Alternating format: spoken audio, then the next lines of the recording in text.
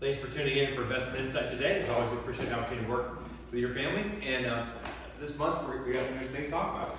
So a couple of fun facts today. Maybe these are fun or whatever you want to say, kind of quotes. This is a quote from Henry David Thoreau, one of my favorite poets, I guess.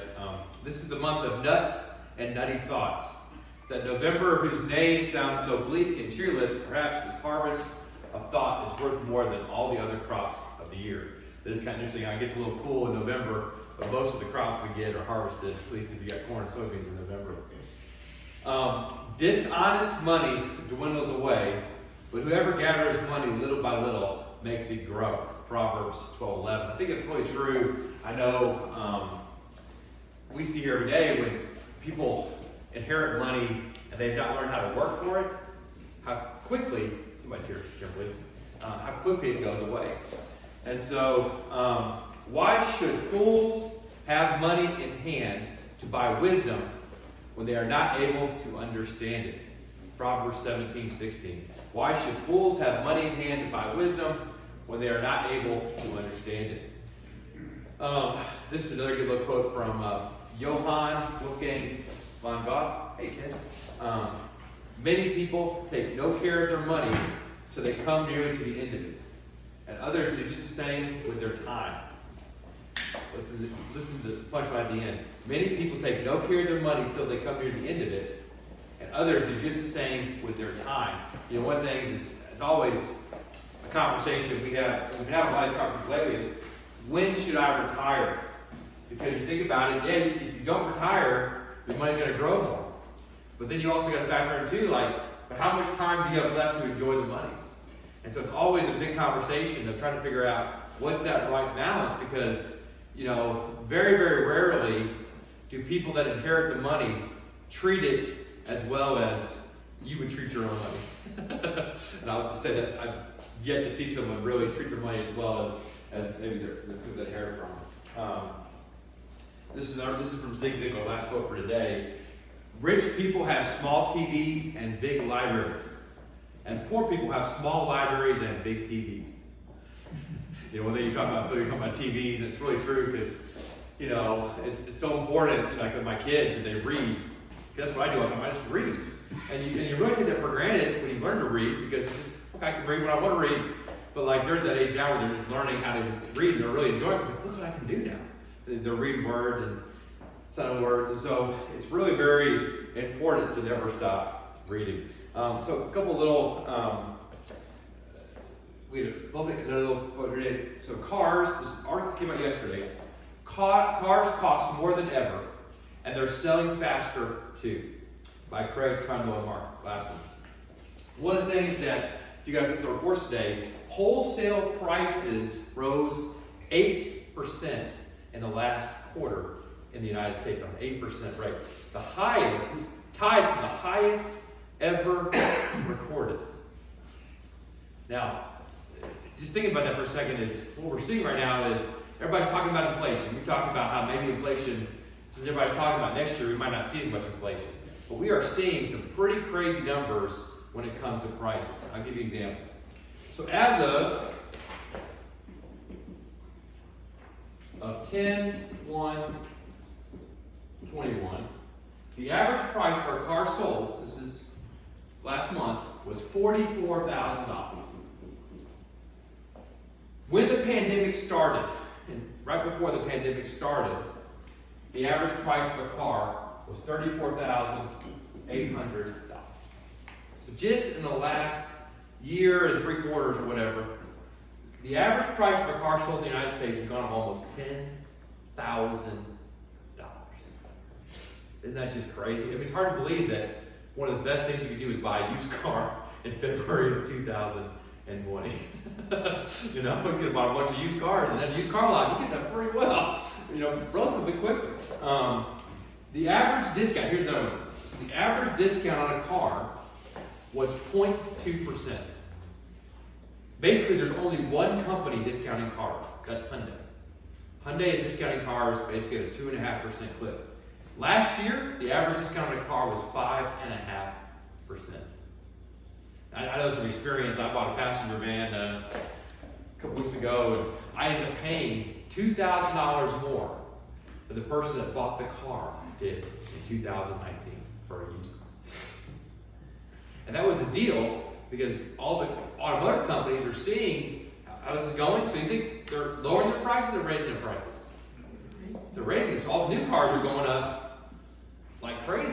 Whereas for years, new cars would kind of stay like this. And now they're getting much, much more expensive. On average, when the pandemic started, a car sat on a lot for 72.9 days. Now, it's 20 days. Drive by a car lot. You guys see many cars on the lot? There's not many cars on the lot. And it's going to get worse. Because automakers this year have built 2.3 million less cars than they were expected to build this year because of supply issues. So here's another example. So computer chips for automotive companies. When the pandemic started, it took them 12 weeks to get the chips. Now it takes 21.9.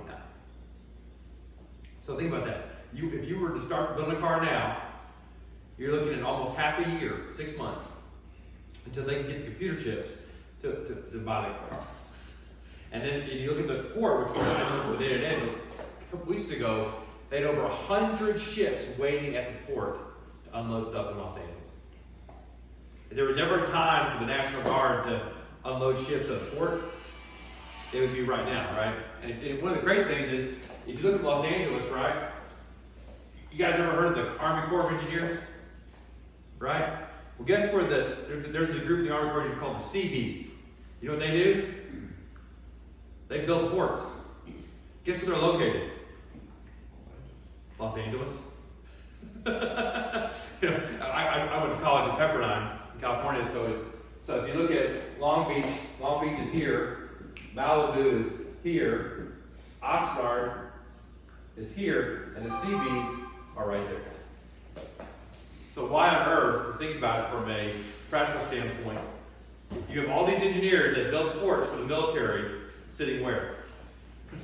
Right next to the biggest port problem in the world, and nothing's going on. Not to complain or anything, but that's pretty stupid. Pretty bad government, in my opinion. So let's talk a little bit about what's going on with some other things. So the main topic I had today, and anything you guys want to talk about is great, is infrastructure bill, the Federal Reserve, and market update.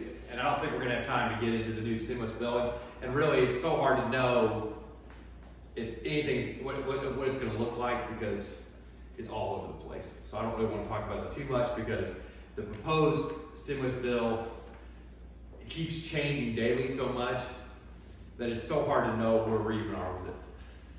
You know, it is interesting because typically when you see big price increases like this, an 8% price increase, is it really a good idea to print more money? Probably not. But we'll see what happens. Okay, so some of the infrastructure bill. So there was a $1.2 trillion bill passed this weekend. Sorry, now it's a little bit misleading because half of the bill is basically reapproving highway funds and other transportation projects that have already been approved. So our government's very dysfunctional. And one of the things that historically we've always done is pretty much Republican or Democrat agreed that we need to fund roads and bridges, right? But because of a bunch of rules, think about this, right? Can you build a highway in a year? What do you guys think? No. You probably could, but they don't. Yeah. Well, you know, so the thing, it takes a long time to build a year. So when you fund the highway from a year standpoint, so imagine this. So imagine if you went to me, let's say we're contractors here, right?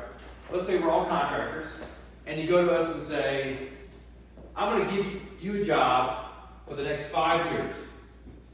Or I'm going to give you a job for the next 6 months. If you got a 5-year job, you can do what? You can kind of plan. Most government contracts are actually 5-year awards. I mean, all the Air Force bases there, I think normally they're a 4 to 6 year award. And so 5 years is kind of a good standard federal. But the highway, for the last 10, 15 years, they've been funding it on a 1-year basis and not really funding it. So one of the biggest complaints is, how do you fund a highway project for 6 months? Because by the time the government approves it, it takes so long to what? Get it out there and going. So one of the challenges you have with the way we've done infrastructure for the last 20 plus years is we're not planning it on a 5-year basis, we're planning it on a, well, I mean, imagine, so Genesis and Kimberly work here, and I said, well, hey guys, you guys work here, but it's a 90-day process. Well, if you had a 90-day job, what would you be doing? Looking for another job every day, right? Because you don't know what. You don't have any security. And so this is really, really stupid. But this is what we've been doing. As Republicans, Democrats, both. But it's really, really dumb. And so what they're doing right now is, of course, they funded, in a smart way, a more long-term solution to infrastructure.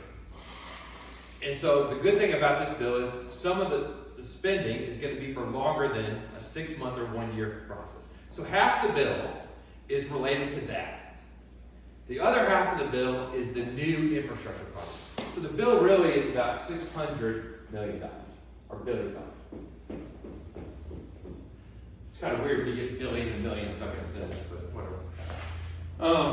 And so $110 billion is going to go to roads and bridges.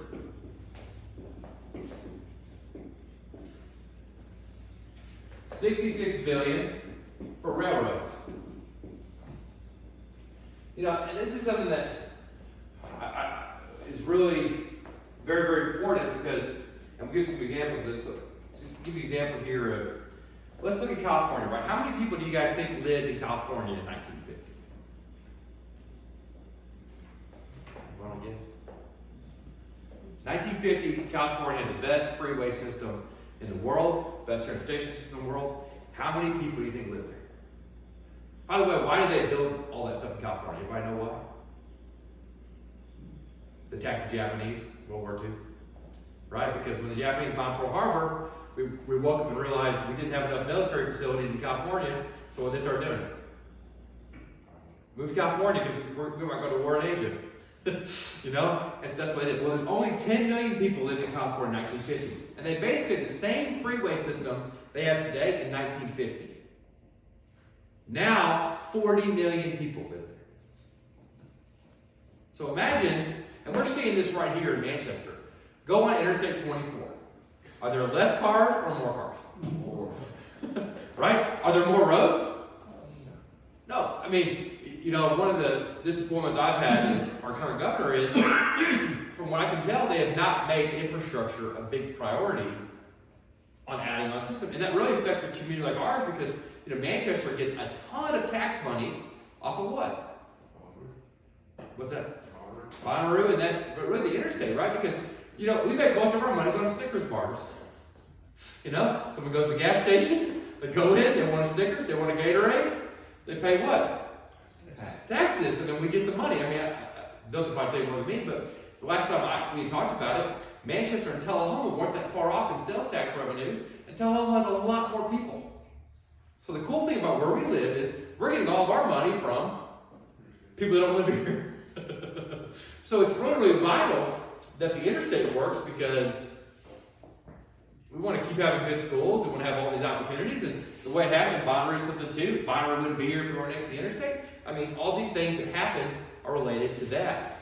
And so, and we get this in Tennessee probably the most, because if you just drive to Nashville, there's still the same 4 lanes for 3 interstates. And every time I go there, what do I see being built? A skyscraper, something big, some condo complex for 500 people. And then what do I not see being built? Roads, bridges, mass transportation, something for them to get on and go somewhere, right? It said on the news this morning, Murfreesboro is the #1 city in the U.S. For growth? Growth. I believe it. I mean, you just drive through there and you're like, and you look at what's happening here in Manchester and the opportunity we could have here. And one of the things that we should be thinking about is, what do we want this community to look like when it starts growing? Because I don't really want it to look like Murfreesboro. I mean, I want it to grow well, but I also want there to be some kind of road system.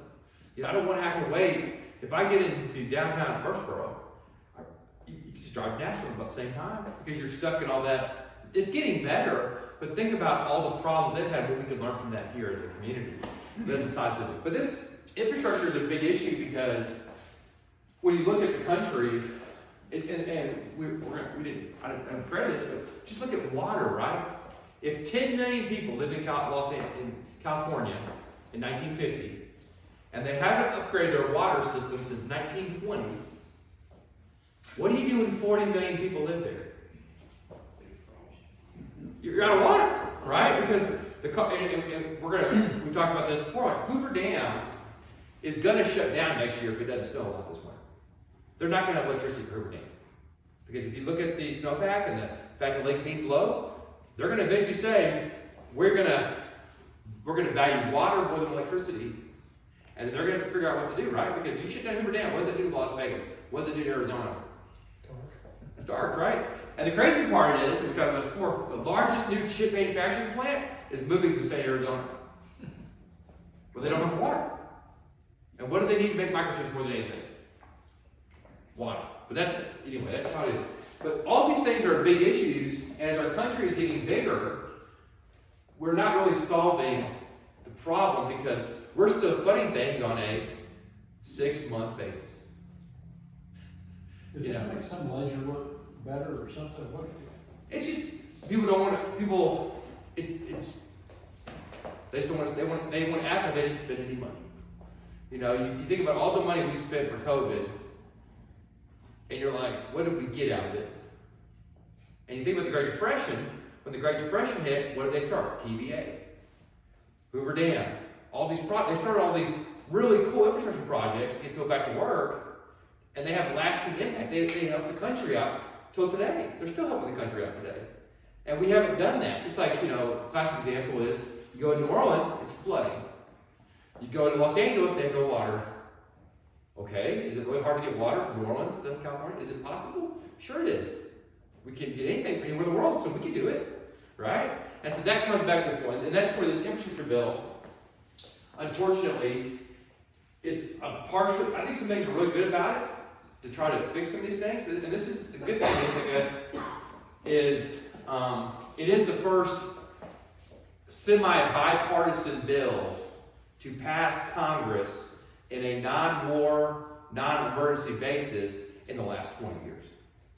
Now, unfortunately, it's getting passed today when it should have been passed 3 months ago.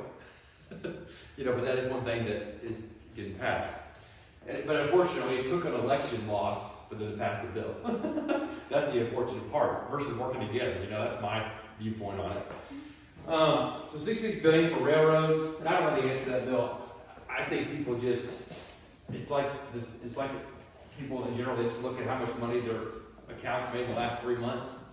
They don't look at how have you done over the last 5 years. I think people are, just as human beings, we should focus on the short term, when we should focus on what?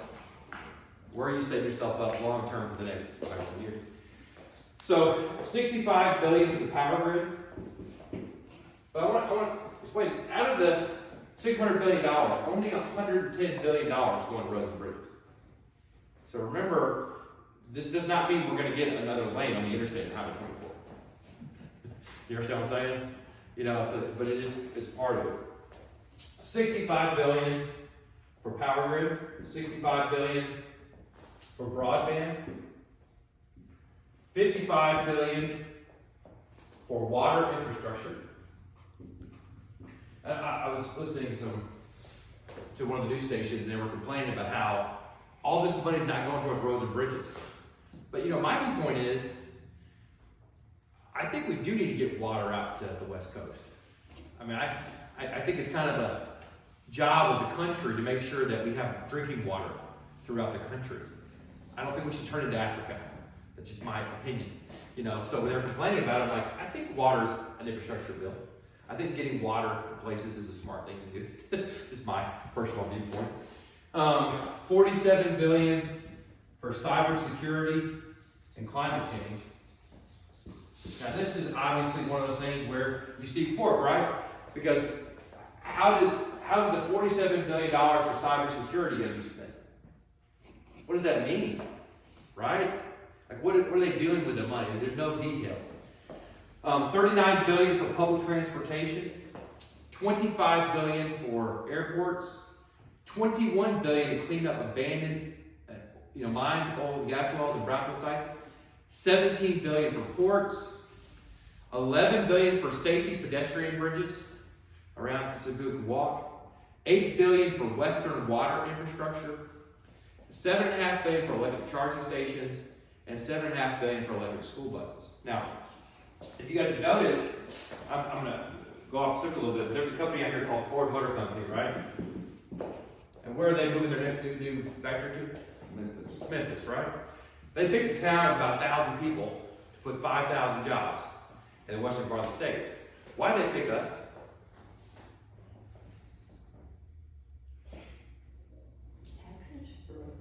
Cheap taxes, cheaper labor, and electric rates, like we talked about last month, are 70% cheaper here than in Michigan.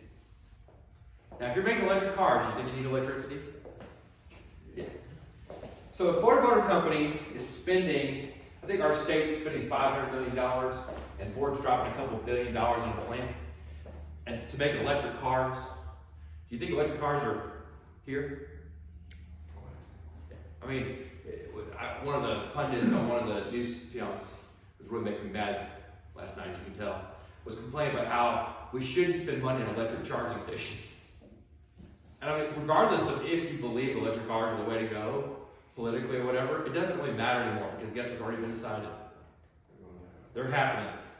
So would you rather be part of the future, or would you rather hide? I mean, look at China, right? China, there's only one company America has that beats China electric cars. You know what that company is? Tesla, right? And who's everybody trying to copy right now? Tesla, right? Who's the richest man on earth? Elon Musk, the guy who started Tesla, right? And so, when you look at the infrastructure bill, as a country, we need more power plants and we need more electric charging stations, because the Ford Motor Company, their new F-150, they say gets about 350 miles of charge. And guess what it costs, guys? You know what that new truck costs with incentives? $42,500. What was the average price of a car I just told you sold this year? 44, 45. So, right? So think about that. They're selling you a truck that's electric for less money than the average car sold, and you can get at least 350 miles, 300 miles of charge.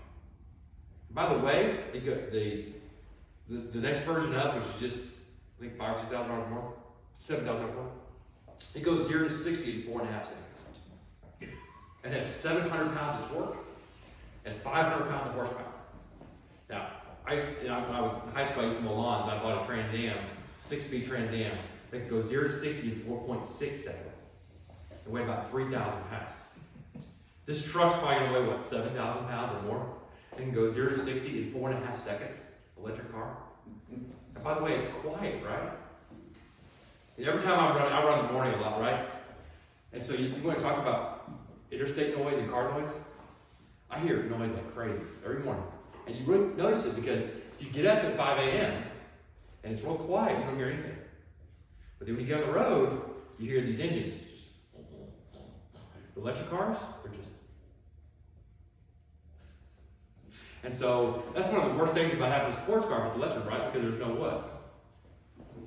There's no vroom, there's no noise. And so in Tesla, they actually have speakers that'll make the vroom noise. It'll sound like a Corvette or something you can put in there so you can feel better about your purchase. But the thing is, and you gotta appreciate the guy because that's smart, because that's what a consumer wants, right? He's making what the consumer wants. But when we look at what's going on here, is as a country, this is not far enough to really get us where we need to go. This is a good start, but if you think about it, if everybody goes electric, we talked about this last week, natural gas prices are still high. Your heating prices are going to be at least 20 or 30% higher than last year to heat your house. So what happens when all the cars go electric and they're all using natural gas to run? And we still produce 2 million barrels a day less oil today than we did when the pandemic started. And so you have to build nuclear power plants. It's the only way to make this work. You know, in Tennessee, one of the reasons why our electricity is cheaper is what do we have? We got nuclear power plants because you build nuclear power plants on a 5 or 6 year, 10-year basis, or 30-year basis. You don't build them on a 3-month or 6-month basis. So you see, this is the first infrastructure bill. But our next recession is probably going to be caused by energy. One problem's gonna be Yeah. charging time on the batteries on the cars. Well, see, and they say they keep getting better. Ken, it's true. But you think about it, like for me, if I can get the new F-150 on a Ford test, I was reading it in reviews. This is not public information. This is not something that it's public information, but it's not been verified. But the lady was getting 480 miles on a charge on an F-150. And you think about it, if I can get 300 miles on charge, how many days do you guys think I drive 300 miles? A year? 2. When I go to St. Louis and I come back. That's it. Right? So you think about it, if you could get 350 or 400 miles on a charge, pretty much everybody's what? Everybody can go electric. The biggest problem is, how do you produce the electricity? You know? And so, this infrastructure bill, which I feel like is a positive thing for our country, and it's a good thing for investors because, look, if we don't have roads, if we don't have bridges, I mean, look at the problem we have right now. We can't get goods from Los Angeles to the rest of the country. Is that a problem? Sure. And if you look at the stock market, do you guys know what? Our economy would have grown 4% more the last quarter, they say, if we didn't have those shortages. So think about how that's hurting the whole country, right? Our entire economy would be 4% bigger if we didn't have the shortages. Right? And so infrastructure is a big deal. And so as all these people start moving to electric, what are we going to do when you can't power your house because they can't keep up? What are people going to do? I mean, you know, maybe it's a good time to start buying generator stocks, right? Because I'm telling you, diesel is going to be used a lot. Because we're not making the investment to make it work. So as investors, well, you know, obviously what we do, and what was earlier is, these energy companies are sitting here making a fortune, right? Because they're not drilling much right now. They've already got these things, and they're making more money for doing normal work. I mean, imagine if I pay you 100% more money, did you the same amount of work you're doing now? Kimberly and Genesis don't give me ideas. Just kidding. So the thing is, that's what you're looking at. And so when we look at the numbers, probably the next recession we're going to see is going to be caused by all these changes. Because as a country, we aren't adapting to what's going to be happening. Now, Elon Musk is, right? So look at Texas, right? You know, what happened in Texas? They had all these power plants that worked, and then it snowed real bad and iced over. And so what happened? They stopped working. And they had, do you think, are Texans pretty proud people? What do you guys think? Yes. You know, my aunt's from Texas. My aunt's from Tennessee, but she lives in Texas. And she never forgets, but she's still from Tennessee. She's not from Texas, but she sure loves Texas. And so she's watching right now. She knows what I think about it. The point is, you think, what's the first thing that Texas did after they had the power outages? They built new nuclear power plants? Nope. What did they do? They called Elon Musk and they said, we want to back up our power grid with batteries. And so guess what they've been installing all year? Batteries and solar and stuff. Because the idea is we don't want to be the laughing stock of America again, right? Because it's a stupid thing. For a country that produces that much energy to run out of electricity, something's wrong. Texas, I just call them a country. They could basically be a country based on how they do stuff. Would we be better as a country? This is just my thinking sometimes. Yeah. Although it would cost more, like on these chips and everything you mentioned. The politicians have to get together to quit arguing. And some companies here start building a bunch of this stuff. Even though it might cost more, but I realize it's cheaper overseas. But it might cost more here. Wouldn't you be better to supply and have everything going instead of, I know where I worked at, we were Powermatic, we made a lot of stuff for them over the years. But they moved to China. After a while, they had to move a bunch of it back because they couldn't get the product back here. Well, the challenge you run to is it's not just that it's not in America, because like if you go to, so of course you know I'm a big kind of a nerdy person, I guess, and so I listen to a lot of videos. So what country is the #1 chip makers in the world? You guys know what country that is? It's not China. Not Korea. It's Taiwan. So about 30 years ago, 40 years ago, the guy that ran Taiwan said, you know what, we're a bunch of poor, hard-working people that don't have anywhere to go. But I see something. I see all these computers coming. So what are we going to do? We're going to start building microchip factories. Right? And so Taiwan, which is, you know that company called Foxconn? Ever heard of it? They make these Apple phones, you know? That's a Taiwanese company. It's based in China. Well, 70% of all chips that are made in the world are made basically in the country of Taiwan. Why do you think China wants to invade Taiwan? For chips, I guess. Yeah, if you controlled all the microchips in the world, would you control the world? Absolutely. And so, of course, the Taiwanese are getting nervous because they keep, this weekend they launched a hypersonic missile across the world that we can't match. To laugh at us. That's not aimed at us. Who's that aimed at? Taiwan. And it's aimed at these microchips. So Taiwan, China's being stupid because, like what you're talking about is exactly what's happening around the world. Is all these people don't like the fact that one country has 70% of everything they need.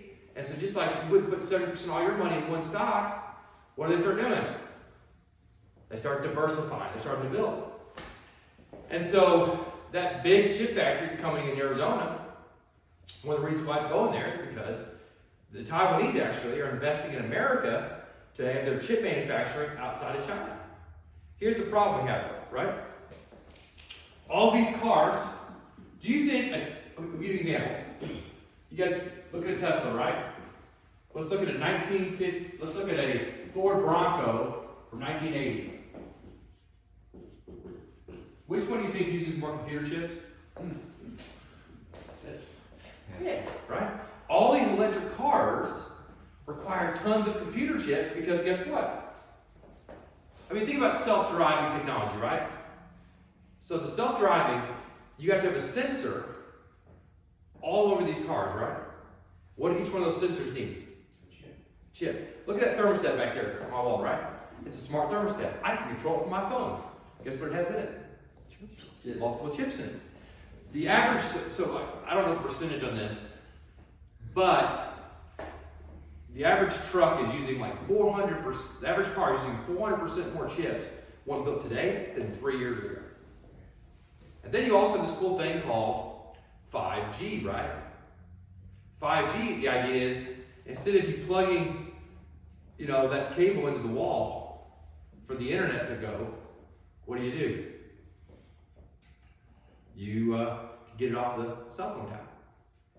So now when you're driving, you can be gaming.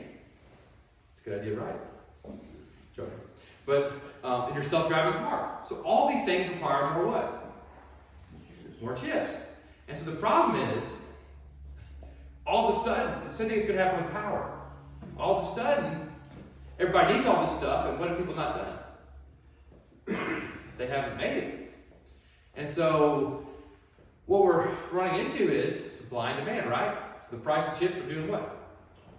And so people are going to start making more of them. So it'll catch up. It just takes time. And they are going to be built, a lot of them are going to be built in America, but most of them aren't going to be built in America because you know what the number one reasons why I think they didn't move to a place like Manchester versus a place like Memphis for Ford? You know what I think the real reason could be? Can't find help. If you look at the unemployment rate here in this area, you can't find anybody to work. But you go out to West Tennessee, it's easier to find people.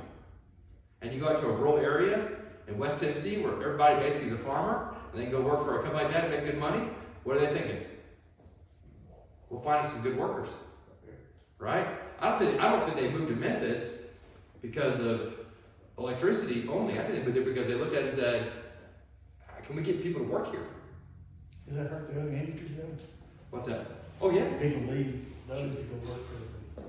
Sure, and you're seeing that, there's a company, I'm not picking on them, but there's a company called Eurozoo. It's in McMinnville. Eurozoo is a low-wage manufacturer. Used to pay $8 an hour. They've been moving shifts to parts of Alabama out of McMinnville because the wages in McMinnville done what? So they're going somewhere else. And so like these chip manufacturers, most of these plants that Taiwan built, they don't employ that many people. Do you guys know that? They employ like 7 or 8 people, or 15. They don't employ that many people. It's just, who knows how to build them? And the Taiwanese have the secret how to build the chips. It's funny because Intel and Qualcomm were 2 of the first companies to do that, and AMD. They're really good companies, right? And they've not kept up with the Taiwanese. The Taiwanese have built better stuff.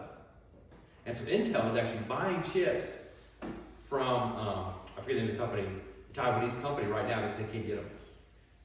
And basically, besides Al Gore, who invented the internet, guys, right? It was America. We basically came up with that. And so it's crazy how people are taking this move forward. And so, but when we look at the chip issue, yeah, part of it is related to shortages, but a lot of it's just, look, demand's crazy. I mean, you look at my house, I have 17 smoke alarm carbon monoxide detectors, right? So last year, when I had a carbon monoxide leak in my house, guess what? My house got rolled out, okay? Because the furnace was leaking carbon monoxide, but all that stuff's smart, right? So it actually goes on my phone here, which is a great thing because I know that my kids aren't going to be in an unsafe situation. But could you have done that years ago? No, your smoke detector was what? Check the battery every, my smoke detectors, they check the battery for me every month. Actually, it's every week. And they send me a report on which one's doing okay, which one's not. It's its own computer system in a smoke alarm, right? Because that way, if I forget to change the battery, I don't want something bad happen. You know what I mean? But all those take what? Chips. And so that's, you guys probably didn't notice it when you walked in here, but there's a camera in front of the building that goes back to my phone. So if someone broke in the building, we got video of it. And it's all in the cloud, so I don't have a system here. So they can't just steal the camera and the system and run out. It all requires microchips, right? All these things happen. So this is just going to keep being a bigger thing. So I think as an investor, though, it's a huge opportunity because this world's going to keep evolving. But the infrastructure bill, of the $10 trillion the government has spent in the last year and a half, it's too bad they didn't spend more on infrastructure. Because you think about it, it would be nice if, Manchester, we talked about, it's a Snickers community, right? So I'm joking, that's what we are, right? We're a Snickers community. So what do we need more of? Charging stations, because we want to stay a what? A Snickers community. We want to keep getting that Snickers bar for $2 that should be sold for 50 cents. Right? We want to keep getting that money because we're getting sales tax revenue on that money. And so that's what, can we laugh about that? Anyway, just because it's a joke. So that's something to factor in here, but that's what the bill has in it. We'll see kind of how they spend the money. Well, maybe we won't, but obviously, it is kind of sad though because if you think about infrastructure, what I envision, and maybe just me, is I envision like that 1940s and late 40s and 50s moment. Eisenhower went to Germany and he saw the Autobahn and he saw how Hitler was able to move his troops back and forth to Germany. He said, we need that here in America. And so they started building these new interstates, right? So when I hear infrastructure bill, I think, oh man, maybe they're going to build a new interstate that takes the traffic out of Nashville. That's not what they're doing. That's really what they need to do. It's like right here, like look at, there's 65 right here that goes through Huntsville, and there's 75 that goes through Atlanta, and there's this beautiful city called Manchester right in the middle. Wouldn't it be nice if there was a highway between the two of them? Because then when Atlanta traffic was bad or Huntsville traffic was bad, where could you go? You could go all the way up north with that, and that would be a real infrastructure bill, because that's what you need to do is you need to relieve the traffic and then housing is cheaper in a place like Manchester than in Atlanta or Nashville, so people can afford. That was the whole idea of the economic system. So the Federal Reserve, right? So one of the biggest issues right now in the market is the Federal Reserve. So a big decision is going to come down. President Biden said soon, whatever that means, but soon. We got a big thing, a big change going on. That's going to affect your life as an investor more than probably anything you're realizing. But this is probably the most important decision. It is probably the most. It will be at the moment. It will be the most important decision that President Biden will make as President of the United States. So the Federal Reserve, of course, is the most powerful institution in the world. You guys know why? You control the money, right? I mean, would you rather control all the money in the world or be a president of the country? Right? You know, you don't get killed as much if you control the money. You're kind of on the. I mean, does anybody like march against Elon Musk? I mean, I'm sure someone does, but they're not that many people, right? But do people march against President Trump, President Biden? Oh yeah, there's protests all the time. But they're not nearly as powerful as the people that control the money, right? And so the Federal Reserve controls what we call the risk-free rate. Now, if you leave here today, and I will feel gratified if you understand this concept, because it'll make you a better investor. When you value your account, what do you guys look at? Every day when you turn something on, you look at your account. What else do you look at? What's going on? What does everybody look at? Weather. Huh? Weather. Weather, sure. I mean, it's investments. It's investments. Sorry. So being honest, that's good. Making any money. Yeah, you see the making your money. But really, it's the better way to look at it is look at it like a game of chess, right? So, and I say this because it's all about the end goal in game, right? So, give you an example. So, if, and I did this to the girls a couple weeks ago, if inflation is negative 7% and you lose 3% of your money, did you make any money? Inflation 7% is inflation, prices went down 7% and you went down 3%. Did you make any money?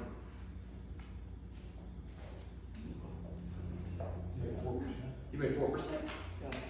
Because your money buys 4% more today than it did the day before. You're 4% richer in what you can buy than you could buy before. Now most people say, well, I lost money. No, you haven't lost money. Because your money goes farther.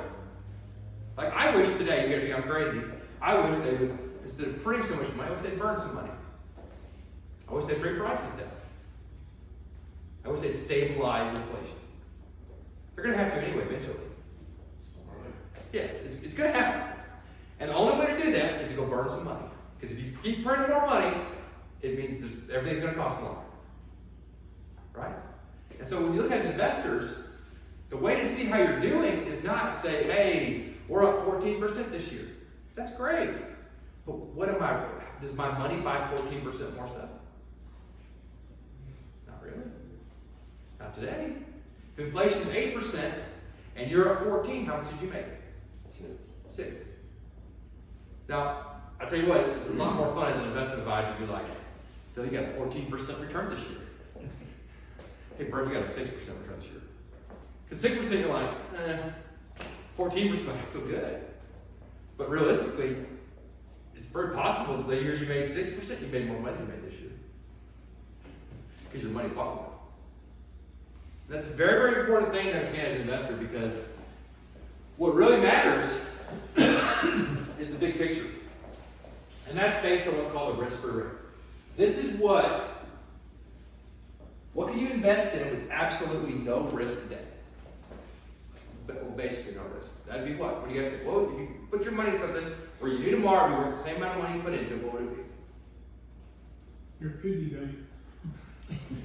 bank. Well, technically that wouldn't be true because inflation, right? But the risk-free rate would say maybe typically, historically, it'd be a CD or cash. Right? right? And so the Federal Reserve basically controls what the rate is on CDs and cash. And based on that rate, it determines what is expensive and what is cheap. You guys understand what I'm saying? If you know it, you can put your money at no risk. That determines how much risk you take. So let me give you an example. So let's say the risk-free rate is 0%. We're going to take the inflation out of it. And let's say you can make 5% of the stock market. So you put your money and earn nothing, or you can make 5% of the stock market. Would you take the risk? Sure, right? Now let's say the risk-free rate is 6% and the stock market pays 7%. Would you take the risk? I would not take the risk, right? And so what's interesting about this is this risk-free rate controls everything we do. It controls your mortgage in your house. It controls everything. And so when the Federal Reserve makes changes to these things, they are trying to control the whole what? Global economy. The whole world is controlled by this right here. By the way, there's only 7 people on this board that vote. And they control the whole what? The whole world. And only 2 of them are actually appointed by the president. Well, they're all appointed and preferred by the Senate, but they're actually have a 12-year term. They're the most powerful people on earth. But the thing that we're focused on as investors is stop looking at what you make every week and start looking at the bigger picture if you want to be a smarter investor. Because right now, if inflation is 8% and the risk-free rate is 0%, guess what the risk-free rate is right now? It's -8. This year, the risk-free rate, if you put money in a CD and inflation is 8% and you made 0, you lost 8% of your money. Because your money buys 8% less today than it did a year ago. And you're seeing that with used cars, you're seeing it with everything. I mean, the reason why I did not flinch at all with paying $2,000 more for a used car than before is because I'm valuing it based on what? The risk-free rate in inflation. That car, it actually should have cost me about, they mispriced it by about 10 grand. Based on the current rates. I was happy to buy it because they mispriced it by $10,000 based on inflation. And so when we look at investments, it's very, very important to look at everything from this standpoint because the very wealthy people in our country, they look at this like a game of chess, right? Do you care if you lose a pawn? Not really. But you try to use those pawns to take out bigger fish, right? You play chess? It's the same thing here. Look at investing from this lens. Because if you look at it from the lens of, I'm telling you right now, and you look at return, we're having a good year this year. And our average portfolios, let's just say a hypothetical portfolio is at 14%, because I can't quote an actual one on live. If 14% we made, and inflation's 8%, we made you 6% this year. That's what we actually made you in real return. But it also means that if you look at your account like it's bigger than before, you still need more money to generate the income to replicate what you had before. So you don't want to pull that all out because guess what? You need more just to stay even. And so Joe Biden right now is going to make a decision. He's going to make a decision because yesterday the third person of the Federal Reserve resigned. All 3 of them. You know why these 3 people resigned? They're saying they retired, but why did they leave? Well, back last year when COVID was going on, and they knew the Federal Reserve was going to give money to all these people to bail them out, what were they buying? Stocks in those companies before they announced it. Huh? Yeah, it's illegal for us to do it, but it's legal for what? And they all got caught. So guess what they're doing? I need to retire. Oops, caught me in my hand feature. Better go. Now that's not a good thing for you guys. I'm going to tell you why it's not a good thing. Because what does the market hate more than anything? Uncertainty, change. Yeah. What do people hate more than anything? Change. Right? But what makes you the best person? Change, right?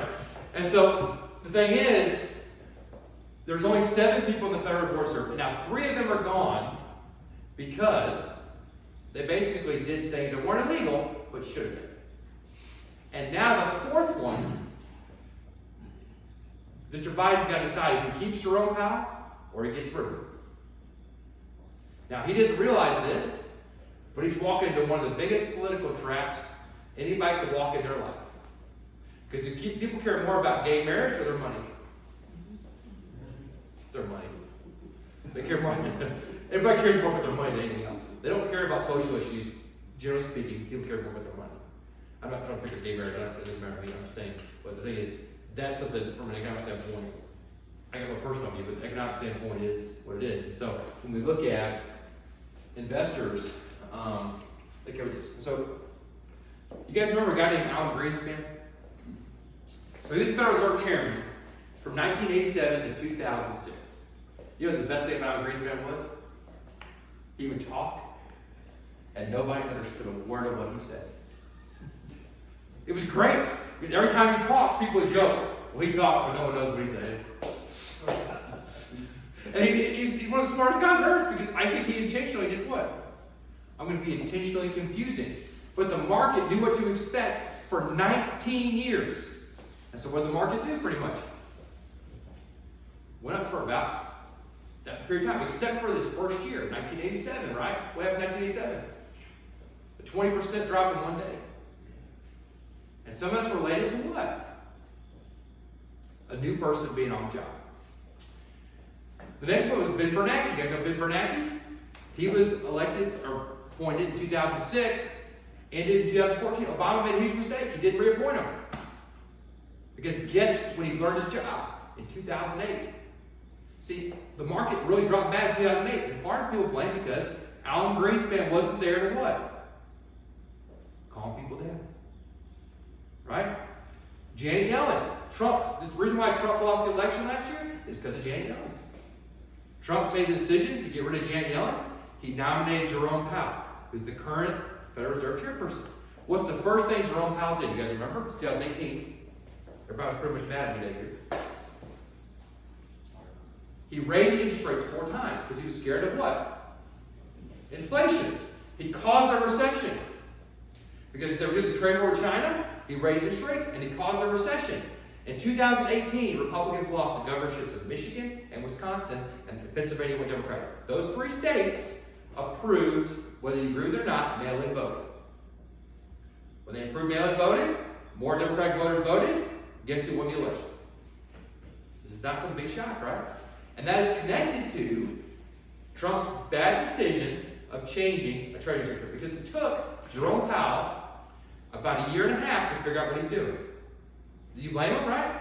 If somebody gave you the keys to all the money in the world, would it be an easy job? No. Would it take you a little bit of time to figure out what you're doing? Just imagine this, right? So we've managed money through the 2008 crisis, last year's crisis. I was going for 15 years. I've managed my own money for 26 years. But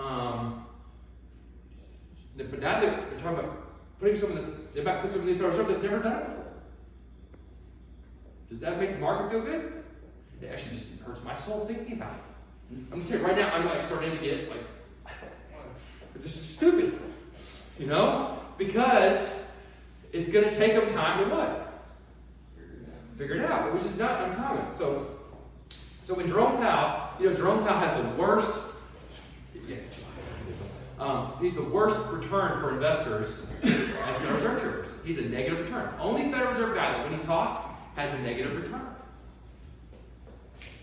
But lately he's had a positive return because he's got really good. But you know when he got really good? You know when Jerome Powell got really good at his job? It was last year when COVID was going on.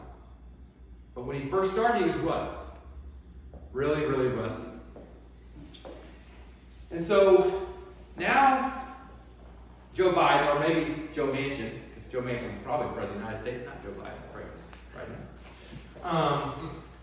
He's got to appoint 3 new Federal Reserve governors and a new chairperson. So is that going to cause some instability? It is. And it's going to be one of the reasons why next year the market's going to probably be a lot more volatile than this year, because they're going to be trying to what? Figure it out. Now, he's interviewed a lady who's currently on the Federal Reserve chairperson, who's on the board. Everybody knows really well. That would be a safe pick. And it leaked out this morning that he may nominate her and not him. But the smart move, if he wanted to get reelected, would be what? Keep the same person in there. Because it's one of the main reasons why, in my opinion, Donald Trump lost the election last year. It's one of the main reasons why, if Biden doesn't reappoint him, he could create the next election. Because you want to pick people who know what they're doing, not based on their Democrat or Republican. You know, because Janet Yellen was a Democrat. And Donald Trump made a mistake. He got rid of her. Guess what she's doing now? She's charged the Treasury. And by the way, when Joe Biden announced he was going to appoint her and be charged the Treasury, what did the market start doing? Oh, we know who's going to be. They don't care about her. They just know what? They know what to expect.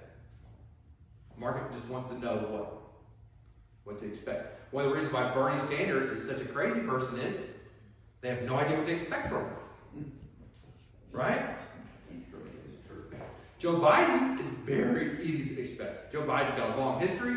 He's been in politics forever. Everybody knows what to expect. I mean, so Donald Trump, you don't know what to expect. You know, and I know a lot of people have strong opinions on politics, but one of the things about Donald Trump was always challenging was he didn't know what to expect. So, you might have questions about the reserve.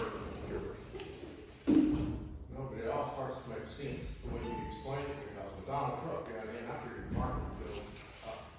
Yeah. Because of the deals he was doing with China and all that stuff. But it just was the opposite. What you're saying now makes fully sense because of the stability of the Federal Reserve. Well, and that's really, as the President of the United States, it's the most important position, because when you appoint someone, they keep that job for 12 years. They control the money for 12 years. You think about president serves for how many? 4 to 8, right? And who they appoint serves for 12. They reappoint somebody that can serve for 16 years.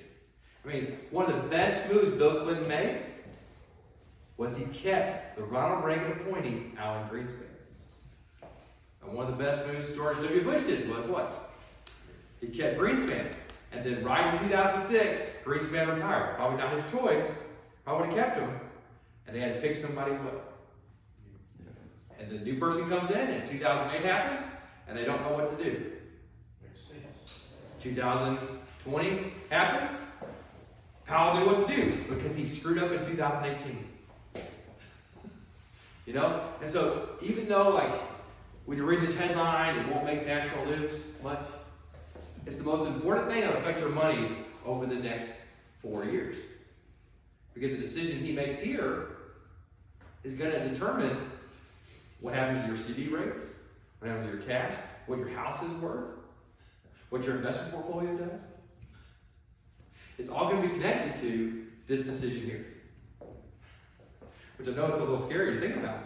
But it really is the truth. And that's why it's such an important thing. And so when you start looking at investments, but start looking at investments from a full picture point of view. Don't just look, if I made $100 today, what if the price, if everything went up $200 more, I lost money. Look at the big picture. You know, if you do that as an investor, you'll be smart. A quick thing, a market update, we'll finish out. 89% of companies reported earnings. Profit growth rate was 39.1% this quarter. Companies made 39% more than expected, than last year. Expected was 27%. So they made 12% more than expected. Crazy. Moderna was the biggest winner, of course. their revenue was 3,047% higher than a year ago. I wonder why. Exxon was the largest major company, a $27.6 billion higher revenue than a year ago. Apple was $18.7 billion.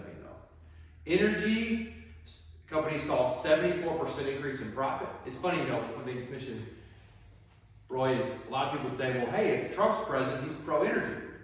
And Biden doesn't like oil companies. Do you realize that Exxon's made the most money under President Obama and President Biden than any president? Because when you don't drill oil, guess what the price does? And if you've already got all the wells built, what happens? So does Exxon really want Biden not to be president? No, they want him to be president. They might be saying publicly they want to drill. What would they really want to do? They want that money. So you got to look at the big picture, not the small picture.